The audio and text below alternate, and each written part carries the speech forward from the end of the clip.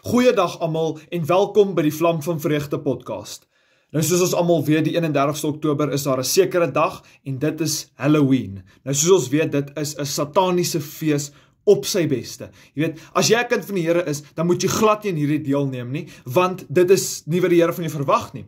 1 Tessalonisense 5 vers 22 en 23 sê vir ons: Onthou julle van elke vorm van kwaad, en mag hy, die God van die vrede, julle volkome heilig maak, en mag julle gees en siel en liggaam geheel en al onberispelik bewaar word by die wederkoms van onse Here Jesus Christus.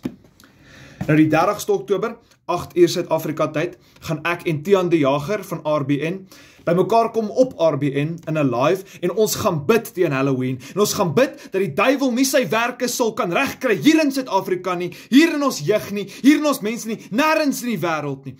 En ons weet dat sekere lande vier Halloween oral. Hier in Suid-Afrika is daarom nie oral nie, maar die plekke wat dit wel doen, die mense wat dit wel doen, ons wil vir die duiwel sê, vlug in Jesus naam, en dis waarvoor ons gaan bid. En ek nooi vir elke van julle uit om dit te kom kyk. Donderdag aand die 30ste Oktober, 8 uur die aand, Suid-Afrika tyd. SAST kan jy gebruik, of CAT, Central African Time, of South African Standard Time. En ja, ek is baie opgewonde om dit saam met Tiaan te kan doen. Hy is my baie goeie vriend en broeder in Christus, of broer in Christus.